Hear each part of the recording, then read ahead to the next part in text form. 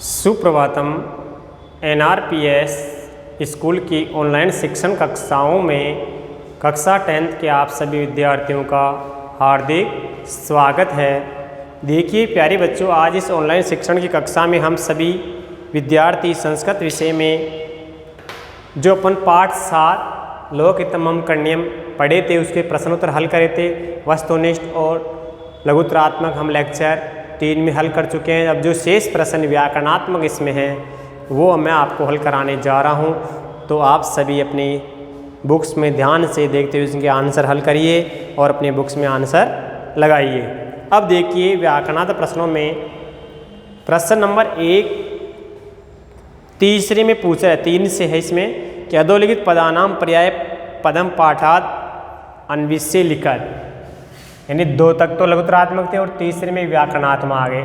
यानी पाठ में से आपको पर्यायवाची पद चुनकर लिखवा रहा है कि अधोलिखित पदानाम पर्याय पदम, अधोलिखित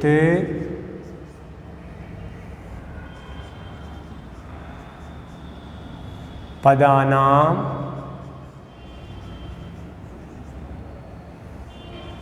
पर्याय पदम पाठात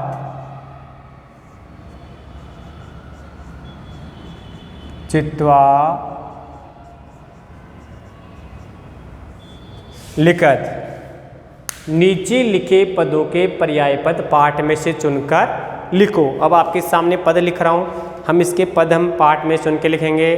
जैसे पहला जन कल्याणम, जन कल्याणम, ठीक है। दूसरे में है वाण्या,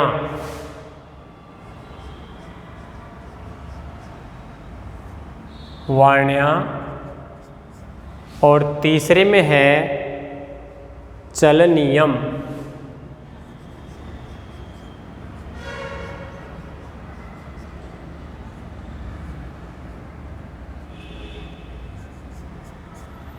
चौथे में है बांधवा,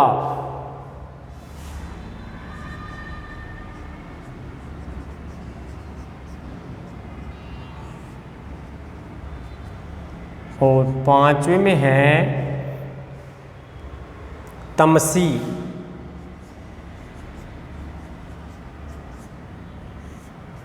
तमसी, ठीक है। इनके हमें पर्याय पद पाठ में से चुनकर लिखने। अब सबसे पहले मैं दिए गए पदों का अर्थ मालूम होना चाहिए, किसका क्या अर्थ है, कौन सी व्यक्ति का। जैसे जन कल्याणम, जनता का कल्याण, तो इसके लिए आया था लोकहितम, आया था ना पाठ में। ऐसे वाण्या का वत्सा आया ही था इसमें, चलनीयम का चरणीयम आया था, बांधवा का बंधुजन आया था, तमसी का अंधकार आया था। तमसी अंधकार होता है बंधु, चलना, वाणी, और जन कल्याण वाला परोपकार। इस तरह से अर्थ हो गया। अब अपन पाठ में चुनेंगे। जन कल्याणम का आया था लोकहितम, क्या आया था वहाँ पे, लोकहितम पर्यायवाची पद आ जाएगा यहाँ, ठीक है। लोकहितम। वाण्या का आएगा वत्सा, वाण्या का क्या आएगा, वत्सा। चलनियम का चरणीयम, चलनियम चरणीयम। बांधवा बंधुजना, बांधवा क्या आएगा, बंधुजना। तमसी का आएगा अंधकारे। तमस शब्द में सप्तमी का एक वचन है तमसी। तो देखो पर्यायवाची हो गया जन कल्याणम का लोकहितम, वाण्या वत्सः, चलनीयम चरणीयम, बांधवा का बंधुजना, तमसी का अंधकारे। समझ गए बच्चों, इस तरह से हल करना है। फिर क्वेश्चन नंबर 4, स्थूल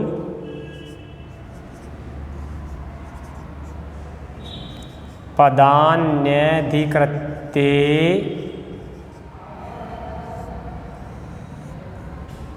प्रसन्निर्माणम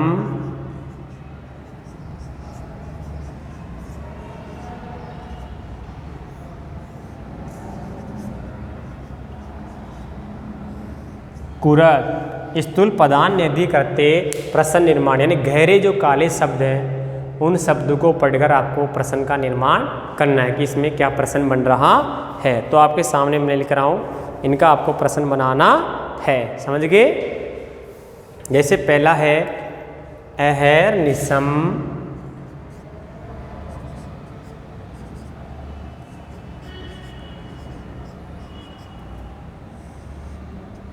अहर्निशम जागरणीयम।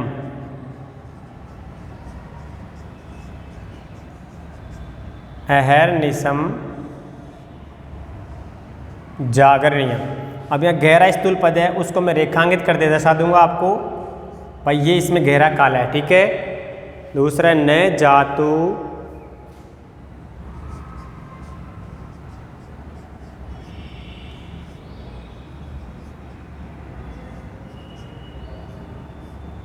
दुखम गणनीयम।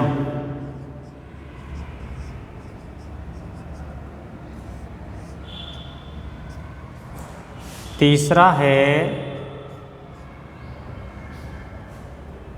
न भोग भवने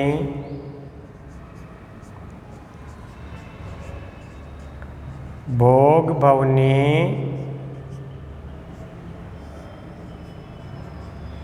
रमणीयम, ठीक है। और चौथा है मनसा सततम स्मरणीयम।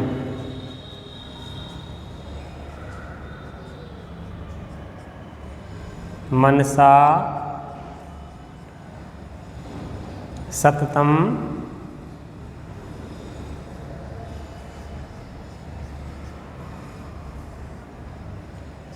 स्मरणीयम।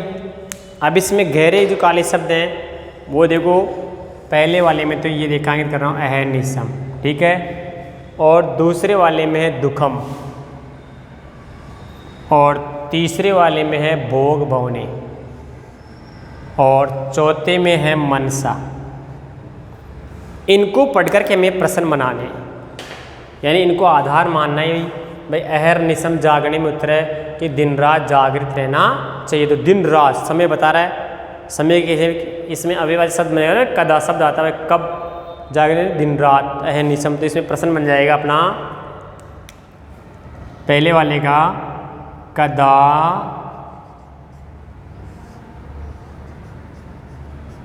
जागर नियम, और अंत में प्रश्नवाचक चिन्ह, समझ गए। कदा जागरणीयम, ठीक है। न जातु दुखम गणनीयम, न जातु दुखम गणनीयम, अर्थात न जात किम, किसका, दुख का। तो न जातु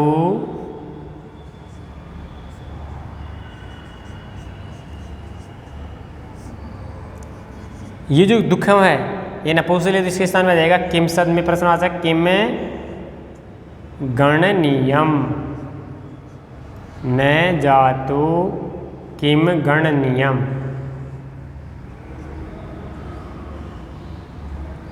ठीक है। न जातु किम गणनीयम।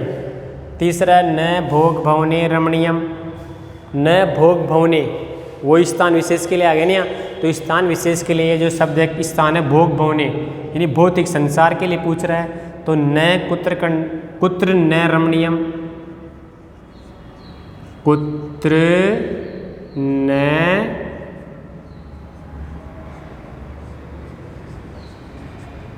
रमणीयम, ठीक है। मनसा सप्तम मिश्रण मनस शब्द तृतीय मनता मनसा, मन से, तो किस से, तो मनस शब्द पुल्लिंग में आता है यहाँ, तो पुल्लिंग और नपुंसकलिंग के लिए आता है केन, केन सततम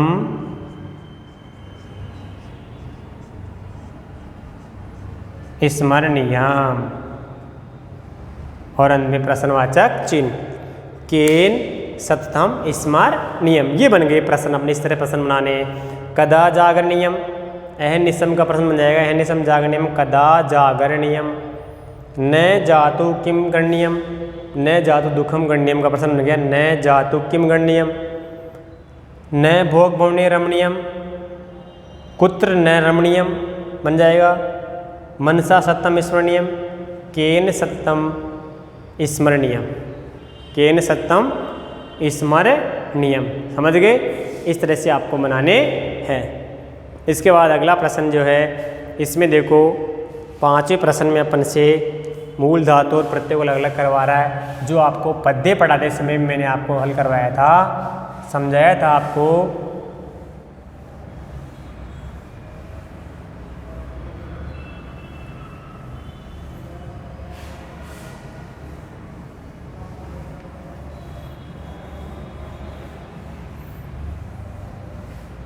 क्वेश्चन नंबर 5, अधोलिखित पदेषु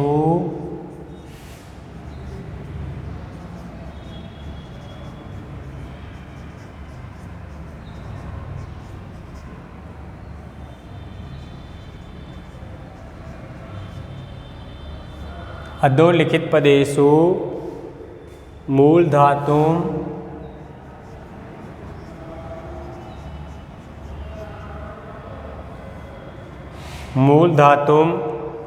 प्रत्ययं च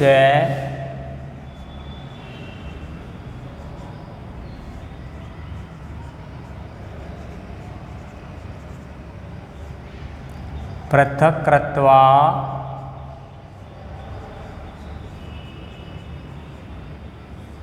लिखत। नीचे लिखे पदों में आपको मूल धातु, मैं इसमें मूल धातु क्या है वो और प्रत्यय को अलग अलग करके लिखना है, यानी प्रत्यय अलग अलग करके बताने हैं। वैसे मूल धातु और प्रत्यय क्या है, तो देखो पहला है स्मरणीयम पद, पदम धातु प्रत्यय। पद धातु और प्रत्यय है, ये विसर्ग लगा दो। अब इसमें अपने पास पद है स्मरणीयम।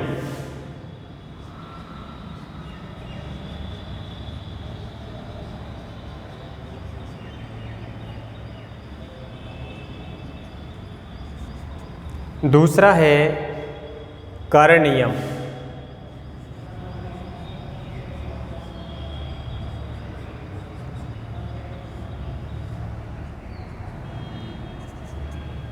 तीसरा है रमणीयम, रमणीयम।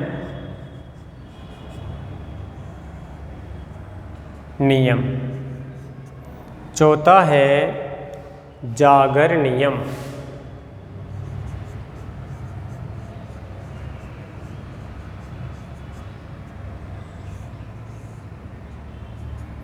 ठीक है, ये 4 पद है। इनमें मूल धातु और प्रत्यय अलग करके दिखाने हैं। वैसे मूल धातु तो क्या है और प्रत्यय क्या है, तो देखो स्मरणीयम में मूल धातु है स्मर। क्या है, इसमें ये मिट गया, सही कर लेना, इसमें है ये। स्मरणीयम में मूल धातु स्मर है। धन अनियर प्रत्यय है इसमें। अनियर का अनियर रह गया ना, नपुंसकलिंग में स्मरणीयम बन गया। स्मर धन अनियर। ठीक है, स्मर धातु अनियर प्रत्यय। ऐसे करणीयम में क्रि धातु है और अनियर प्रत्यय है। क्रि धन अनियर। ऐसे रमणीयम में देखो रम प्लस अनियर, रम प्लस अनियर। जागरण नियम में देखो जागरी प्लस अनियर। जागरी धातु है और अनियर प्रत्यय। समझ गए? यानी प्रत्यय सभी में अनियर आ रहा है। अनियर में रह का लोप होता है, अनियर शेष रहता है। फिर बता रहा हूँ, और चाहिए अर्थ में प्रयोग किया जाता है। स्पष्ट हम तो स्मरणीय में देखो स्मर प्लस अनियर, करने में क्री प्लस अनियर, रमणीय में रम प्लस अनियर, जागरणे में जागरी प्लस अनियर। इसके बाद लास्ट प्रश्न है संस्कृतेन वाक्य निर्माणम कुरत संस्कृतेन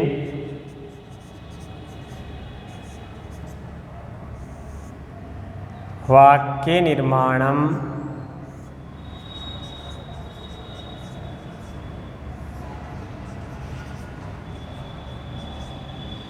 कुरत। यानी संस्कृत में आपको वाक्य बनाने हैं। आपके सामने पद है 3, अहर्निशम, यानी इनको जोड़कर अहर्निशम,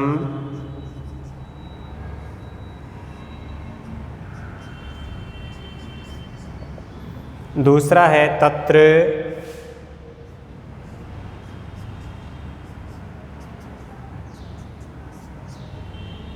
और तीसरा है न जातु।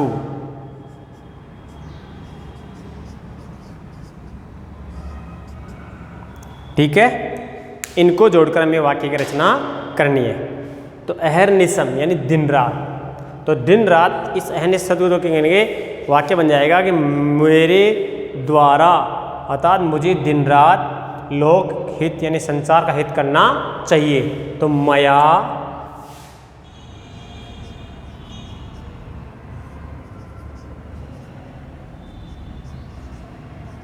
अहर्निशम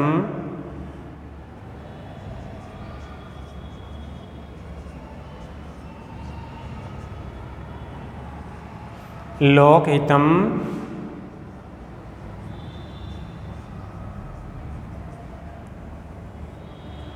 करणीयम। मया अहर्निशम लोकहितम करणीयम, मेरे द्वारा दिन रात संसार का हित करना चाहिए। तत्र यानी वहाँ, जैसे तत्र बालका सन्ति, तत्र मयूराः सन्ति, तत्र अध्यापकाः सन्ति, तत्र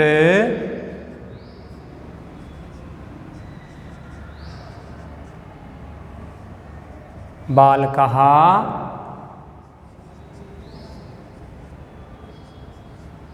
क्रीडन्ति, वहाँ बालक खेलते हैं। न जातो यानी न जातो कदापि कभी भी नहीं, तो न जातो दुखम, न जातो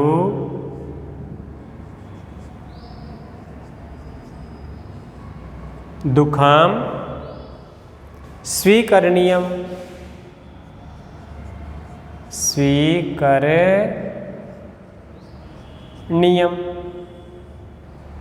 न जातु दुखम स्वीकरणीयम। इस तरह वाक्य निर्माण होते हैं। ये पद है अहर्निशम का बन गया, मया अहर्निशम लोकहितम करणीयम, तत्र बालकाः क्रीडन्ति, न जातु दुखम स्वीकरणीयम। ठीक है बच्चों, ये अपने पाठ के प्रश्न आंसर हल होते हैं।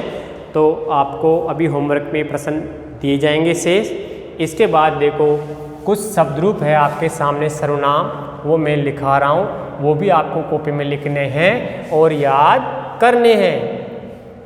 जिसमें पहला शब्द आपको लिखाता हूँ, अस्मत् शब्द। कौन सा है? अस्मत् शब्द।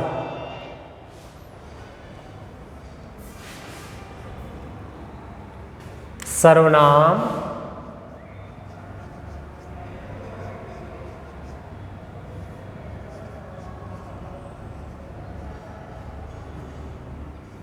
शब्द रूप। सर्वनाम शब्द रूपों में पहला शब्द आता है अस्मत् शब्द रूप। कौन सा है?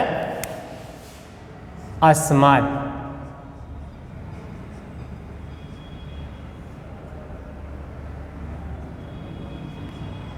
मैं, जिसका अर्थ है मैं। अस्मत् यानी मैं, समझ गए? अब देखो शब्द रूपों में विभक्ति का प्रयोग करते हैं वचन। तो देखो धातु में भी आता है और शब्दों, लेकिन शब्द रूपों के साथ विभक्ति जोड़ी जाती है और धातु के साथ पुरुष जोड़े जाते हैं। अब जैसे विभक्ति इधर आ जाएगी,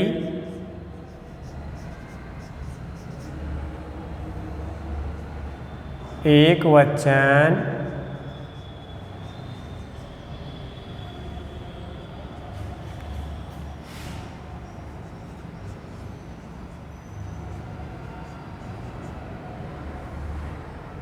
द्विवचनम,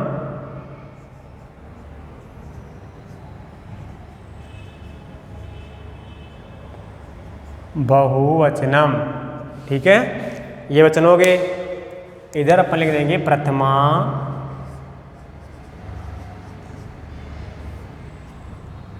द्वितीया,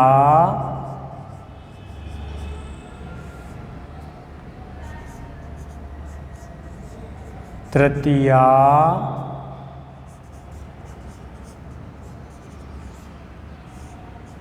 चतुर्थी, पंचमी, षष्ठी,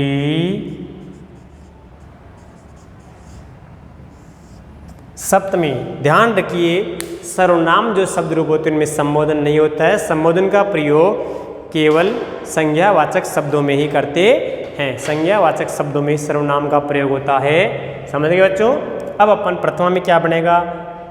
एक वचन, द्विवचन, बहुवचन लिख दिए। प्रथमा, द्वितीया, तृतीया, चतुर्थी, पंचमी, षष्ठी, सप्तमी विभक्तियाँ हो गई। अब अस्मद लिख रहे हैं। अस्मद यानी होता है अहम, यानी मैं। तो अहम,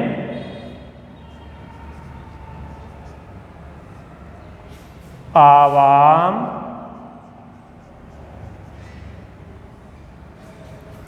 वयम, बहुवचन बन गए इसका। अहम, आवाम, वयम। माम,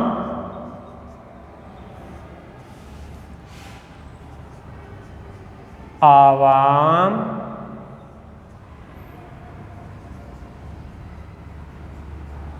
आसमान, मया,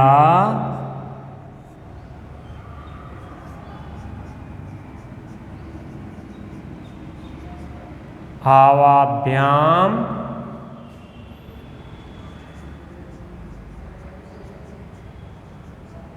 अस्माभि, ये बहुवचन बन गया। चतुर्थी में देखो, मय्याम,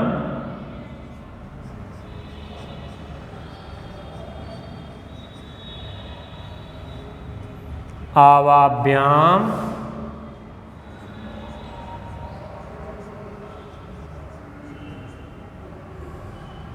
अस्मभ्यम। पंचमी में मत,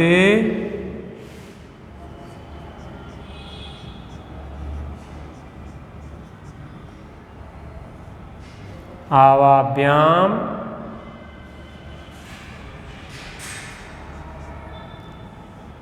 अस्मात्, मम,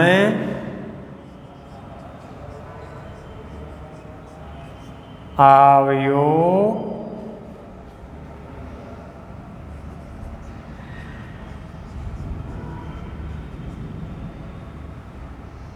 अस्माकम, मम आवयो अस्माकम। सप्तमी में है मयि,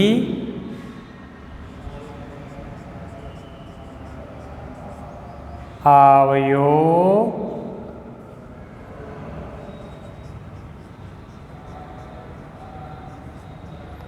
अस्मासु। ये देखो अस्म शब्द है सर्वनाम। सभी विद्यार्थी उच्चारण करेंगे। बोलो अहम, आवाम, वयम, प्रथमा। यानी प्रथमा का रूप है विभक्ति का।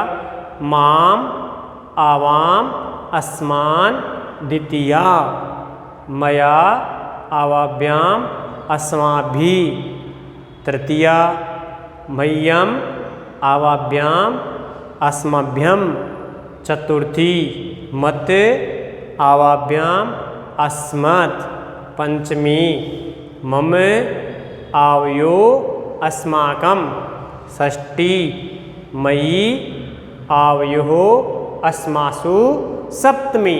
समझ गए? इस तरह से आपको बोलना है, उच्चारित करना है और याद करना और वो कॉपी में लिखना है। समझ गए? एक बार फिर से बोलो।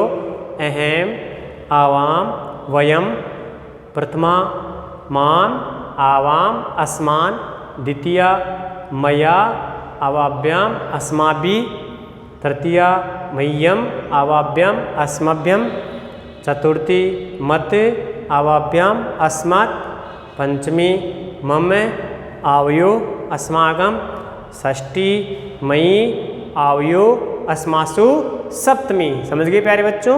तो ये शब्द रूप भी आपको कॉपी में लिखना और याद करना है। अब सभी विद्यार्थी अपनी नोटबुक में गृह कार्य नोट करेंगे।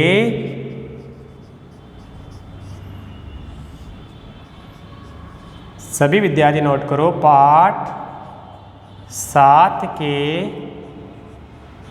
शेष प्रश्नोत्तर व अस्मद शब्द रूप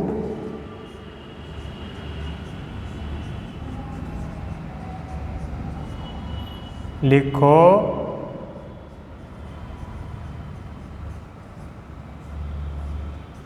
याद करो।